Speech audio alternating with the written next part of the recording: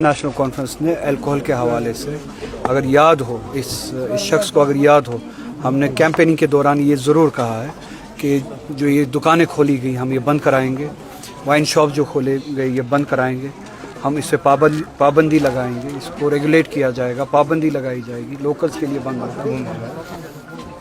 और कल उनसे उस बारे में सवाल पूछा गया, उन्होंने बदकिस्मती से एक बहुत ही एरोगेंट मगरूराना जवाब दिया और जिसमें कोई लॉजिक नहीं था।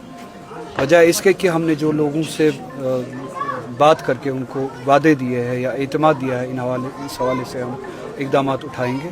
उस पर अमल करने के बजाय लोगों को ही उन्होंने डांटा, लोगों को शराबी कहा कि आप दुकानों पे चले जाते।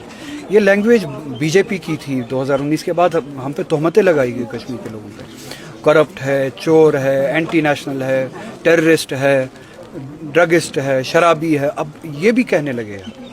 जिस चीफ मिनिस्टर को हमने खुद बनाया, कश्मीर के लोगों ने, जम्मू के लोगों ने, ताकि इन बिद्दतों से लड़े और कश्मीर के लोगों के, जम्मू के लोगों की इन टैगिंग्स के खिलाफ लड़े, वही अब कश्मीरियों पे टैग लगा रहे हैं, वही अब लोगों पे टैग लगा रहे हैं और वही वो एरोगेंट तरीका दिखा रहे हैं जिनको इस एरोगेंस के खिलाफ लड़ने के लिए लोगों ने वोट दिया था।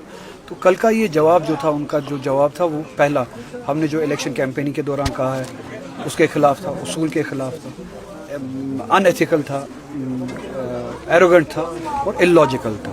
सर, जो आज आपसे मिलने जा रहे हैं तो उसके हवाले से वो होम मिनिस्टर से मिलने, तो उसके हवाले से बताइए क्या उम्मीद है?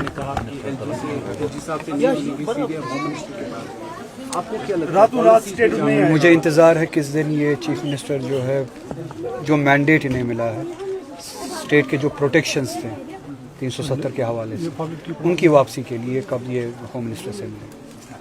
मुझे इंतज़ार है क्योंकि लोगों ने वोट उसके लिए दिया। सर, अगर स्टेट हुड की वापसी के लिए वोट देना होता तो जम्मू कश्मीर के लोगों ने बीजेपी को वोट दिया होता, बीजेपी के एलाइज अपनी पार्टी पीसी को वोट दिया होता, उनको वोट दिया होता, क्योंकि उन्होंने भी कहा था कि हम, बीजेपी ने भी कहा था कि हम स्टेट हुड वापस, मगर हमने ये कहा कि हम कॉन्स्टिट्यूशनल प्रोटेक्शन वापस लाएंगे। और मुझे नहीं लगता, उसके बावजूद भी मुझे नहीं लगता कि स्टेट हुड के हद तक भी ये कोई बात करते हैं उनसे। अगर साहब जो मंशियात से वाबस्ता लोग हैं उनकी प्रॉपर्टी को जमीन बोझ किया जा रहा है, तो उसके हवाले से कही मैंने परसों ही इस बारे में बात कही कि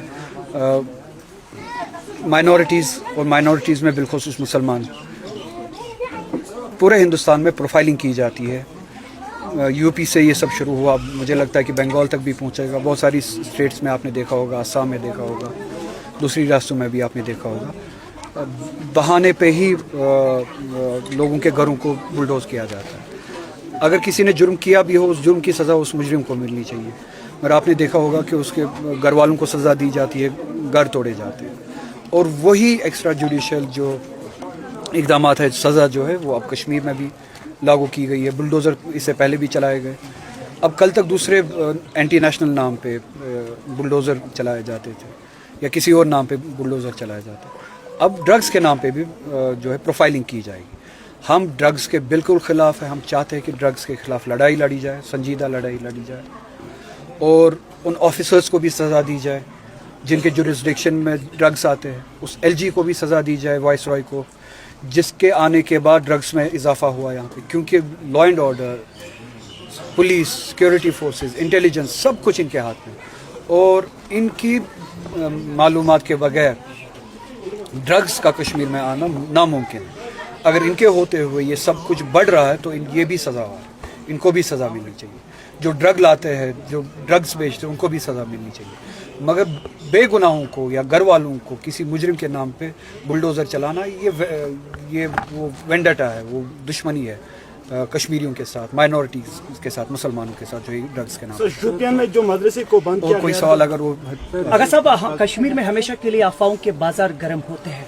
आप आगा साहब और नेशनल कॉन्फ्रेंस के बीच आजकल सब कुछ सही जा रहा है? शुक्रिया, बहुत जवाब दी है।